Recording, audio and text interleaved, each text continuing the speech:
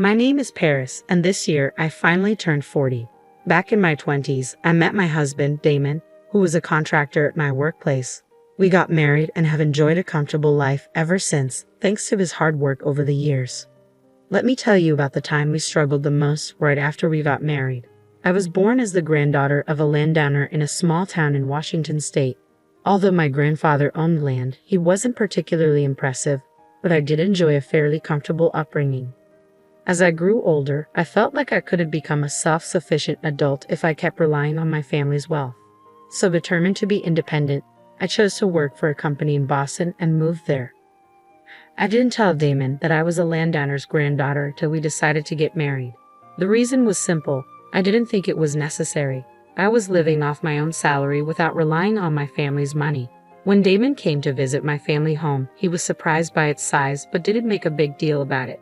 I felt reassured that his attitude didn't change after learning about my background, and we went ahead with the marriage.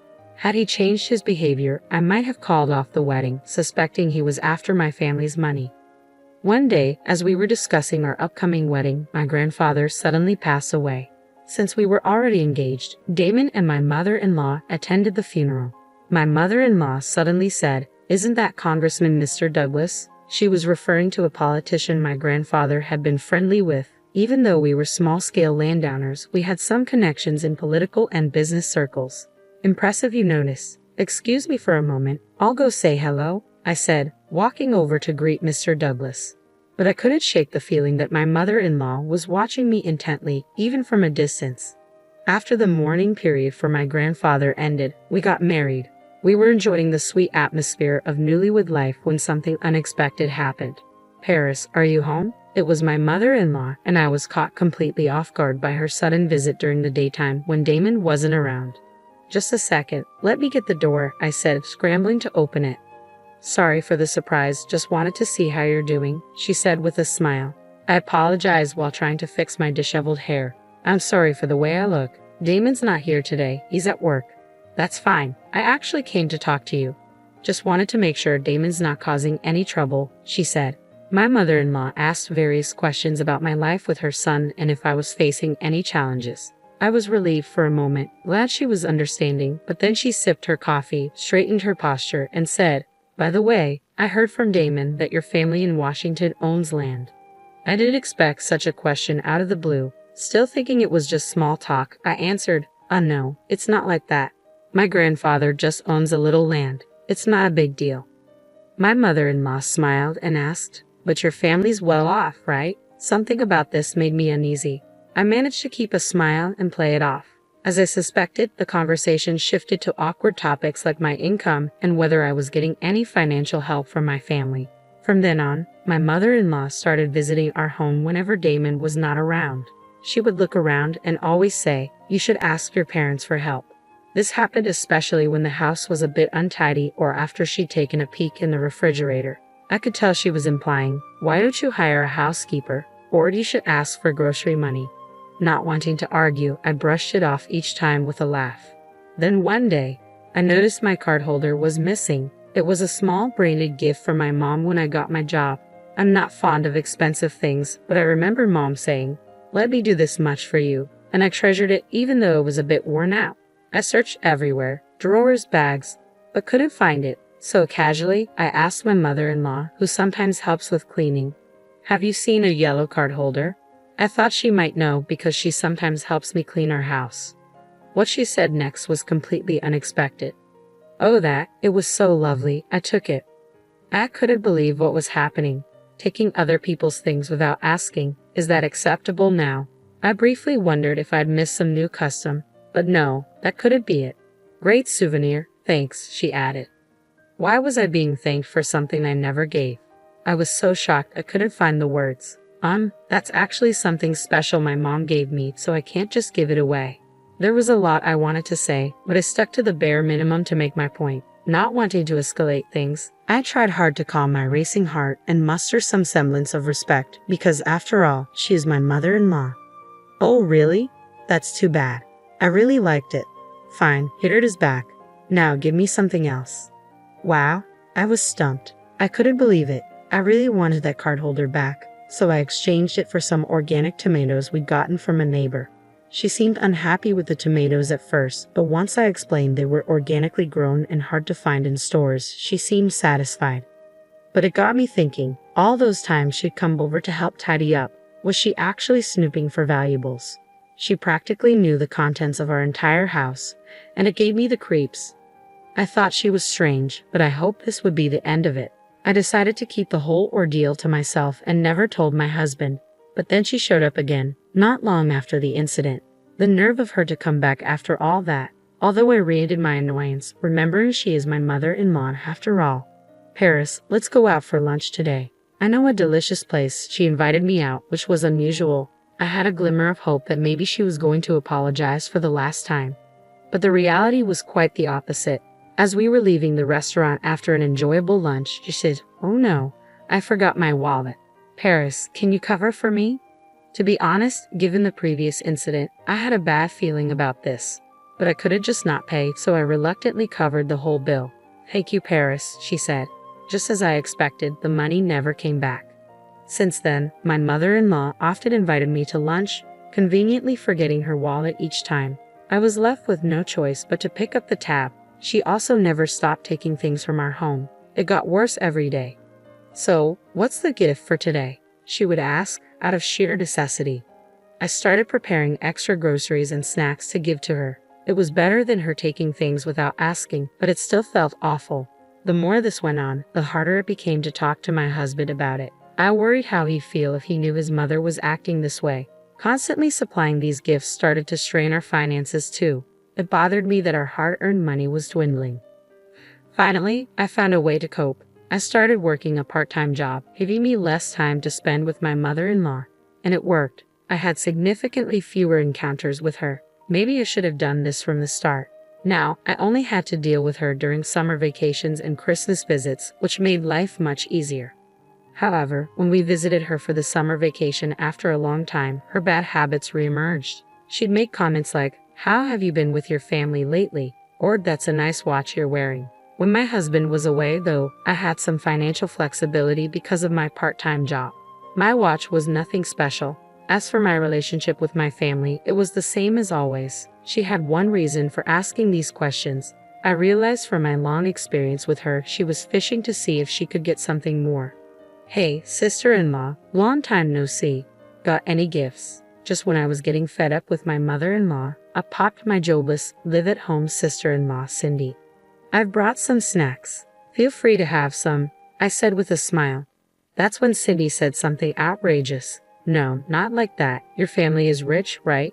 Don't you have something better, like a designer bag?" She wanted a designer bag as a casual gift. I was speechless, just like when my mother-in-law made her ridiculous demands. "I'm sorry for not being more thoughtful," I said, brushing it off. I had so much I wanted to say, but I didn't want to stir up trouble during a short two-night visit. "Seriously, make sure you bring gifts next time," my sister-in-law retorted, retreating to her room and laughing as if she were in the right. She's only a few years younger than me, and her outrageous comments and actions are infuriating. But I kept my cool, reminding myself that I married into this family. Yet the lack of gifts seemed to have hardened my sister-in-law and mother-in-law against me. I realized this while helping with household chores. "You're washing those dishes wrong. You're using too much soap and wasting water," ripped my mother-in-law. Confused, I was taken aback. I wash dishes like anyone else, and it's the same way I do it at the restaurant where I work part-time. If anything, I think I'm more careful here. "Well, you're from a well-off family, so I guess you're not used to household chores," she chuckled. Here I was, washing a mountain of dirty dishes she left, and she was saying I don't do housework. The audacity! I wanted to voice my displeasure but held it in. "Well, it's done now. Just pay for the soap and water later," she said. With that, she left all the chores to me and went off to watch TV. My sister-in-law was no better, demanding an allowance from me. I had no obligation to give money to an adult woman who's only 3 years younger than me. I tried to laugh it off, but she was persistent. She even opened the bathroom door while I was showering to say, "I'm waiting for my allowance." Even between women, this is unacceptable. Finally, I lost my patience and snapped. "I can't do that," I said, my self-control slipping, perhaps because she's younger. "What? How arrogant. I'll tell Mom," she retorted. and she really did report me to her mother-in-law. Under normal circumstances, a parent would scold or be dumbfounded by such behavior, but not the women in this family. How could you, Paris? Don't you find Milan adorable? I was reprimanded. Adorable? No way. But I knew they would keep blaming me until they got money. With a sigh, I gave in and handed my sister-in-law some money. Deciding it was best to avoid more conflict, I thought, I'll be going home tomorrow. So it was decided that we'd visit my in-laws again for Christmas. At that time, we had just returned from a trip to Italy for our wedding anniversary, so I thought no one would say anything more. Knowing that my mother-in-law and father-in-law would be celebrating their 25th wedding anniversary next year, I bought them a pair of Venetian glasses, each costing around $300, as a gift. Despite my ups and downs with my mother-in-law, I felt genuine in choosing these for them. For my sister-in-law, I picked out a leather bag from a popular, though not famous, Italian brand. It was a little bitter meeting their demands, but our rare trip had been enjoyable, so it didn't bother me too much. In fact, during the trip, I confided everything about my mother-in-law and sister-in-law to my husband. It felt wrong to bring it up during a fun moment, but the freeing atmosphere of our trip made me spill the beans. My husband held me and said, "I'm sorry. I'm glad you talked to me. Let me know right away if something happens again. He's truly a wonderful man. I'm glad I married him." I felt so clear-headed, but my worn feelings were about to be shattered. Crash! A loud noise rang out. Startled, I rushed to the kitchen. The Venetian glasses I had gifted were in pieces. "Oh, Paris, I'm so sorry." My hand slipped, my mother-in-law said, laughing as she spoke. Could someone's hand really slip and break both glasses? It was a lie. She did it on purpose. I couldn't help but glare at her for a moment. She hesitated but then laughed it off. They break so easily. Wow, what happened? Did it break? My sister-in-law asked, drawn in by the noise. Yes, it did. It was just an accident, my mother-in-law replied. This is not how someone who breaks a gift within hours should act. I couldn't believe the nerve of these two, laughing non-stop in this situation. Memories of past grievances flooded back. I had carefully chosen these gifts, thinking of my mother-in-law and father-in-law. I stared at the broken glasses, my heart sinking. My sister-in-law looked at me. Well, if it's such a cheap thing that breaks easily, you shouldn't have bothered. If you're wealthy, bring something high-end at least. She nodded in agreement with my mother-in-law's words. I don't need such pathetic souvenirs. Oh, wait a minute, she said, rushing back to her room. She returned with the bag I had gifted her. I was actually running out of toys for Charlie, she said, laughing as she let Charlie, the family dog, chew on the bag. In no time, the bag was in tatters, ruined by teeth and dirt. It felt like my fond memories of Italy were being torn to shreds. Tears almost filled my eyes. I won't forgive this. Fine, I'm leaving. I won't be coming back anymore, I said. Both my mother-in-law and stepsister responded with a puzzled "huh." Their mouths were still smiling, so I guess they didn't get it. No worries, let me make it clear for them. Did you hear that? I spoke into my mobile phone. Yes, I heard it all. I'm on my way, my husband replied. Upon hearing his voice, I ended the video call. In reality, he had left me alone on purpose to gather evidence of their mistreatment. I had been updating him via WhatsApp, and upon hearing a noise, he had instructed me to start a video call. The only reason I didn't break into tears was that I had a strong ally on my side. My husband arrived and immediately asked, "What's going on here?" "My glass from Paris just accidentally broke," my mother-in-law responded. Stepsister also tried to chime in. Charlie just decided to. But my husband wasn't having any of it. "Don't mess around. I saw everything. What are you doing to Paris?" At that moment, the words "doing to Paris" caught my attention as if something had been done to him too. "Well, you don't give her much money, do you? Paris is your wife. It's okay, right? It's her duty," my mother-in-law retorted. I was stunned. Could it be that they were mooching off my husband as well? "Mom, you and your bunch have always been messed up. Stop leeching money off your kids," my husband said, his voice firm. With his words, my suspicions turned into certainty. It turned out he'd been asked for money by his family for a long time too. Before we got married, they even created debts under his name, which he ended up paying off after marriage. The money grubbing continued, but he just didn't lend them anymore.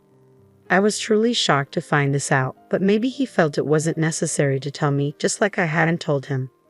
I was the grandchild of a landowner. My husband probably thought it was a problem only he had to deal with and never could have imagined they'd target his wife. But now that they knew about my family's wealth, they set their sights on me too. How far would these people go to squeeze money out of others? It was disgusting. Even if they were my husband's family, they were awful. That's it, my husband raised his voice. If you're going after Paris too, then it's a different story. I'm cutting ties with this family. I'll sell off everything I bought, from cars to household items. You better find a new TV and fridge quick. My mother-in-law and sister-in-law were visibly stunned, and for good reason. The only people living in their house were my retired father-in-law on a pension, my homemaker mother-in-law, and my unemployed sister-in-law. This household didn't have the means to replace the household items if they were sold. My husband and I, who worked hard and earned our own money, must have been seen as reliable support. "Let's go," said my husband, pulling my hand as we left the kitchen, but my mother-in-law and sister-in-law chased after us. "Wait, please don't abandon us. We won't ask Paris for gifts anymore." At these words, my husband stopped. "Stop making basic decency sound like a favor. It's messed up to demand money and gifts in the first place." At my husband's cold response, my mother-in-law and sister-in-law looked disheartened. Do they not understand common sense? It's almost pitiable. My husband threw them a small lifeline. "If you can write up a contract, we can reconsider." Upon hearing this, my mother-in-law and sister-in-law looked puzzled. The agreement was straightforward, meant for someone committed to working hard, no contact or communication with me when my husband isn't around, and to pay back all the money they've borrowed so far. However, my mother-in-law and sister-in-law immediately started fighting over who would get a job to meet these terms. They didn't want their stuff sold, but neither did they want to work. Seeing this, my husband whispered to me, "Let's cut them off once they've paid us back."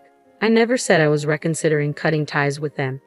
I couldn't help but laugh. I completely agreed. I didn't want to be associated with these people who had nothing better to do than rely on others. After that, we never visited my husband's family home again.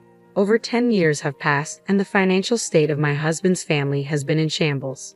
Struggling to pay rent, daily expenses, and other debts, my mother-in-law and sister-in-law are working sort of, but with no qualifications or solid work experience. They're stuck in low-paying jobs or poor work environments. Given their selfish attitudes, it's no surprise they can't hold on to a job.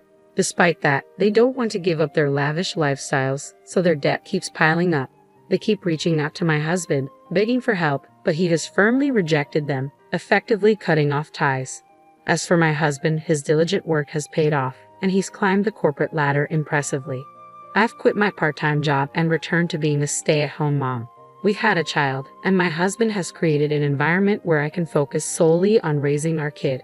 Now my life is as peaceful and fulfilling as when I lived with my parents, if not more so. I'm grateful for having such a wonderful husband. Your parents' achievements don't define you. Similarly, if your parents are terrible, it doesn't mean you'll turn out the same way.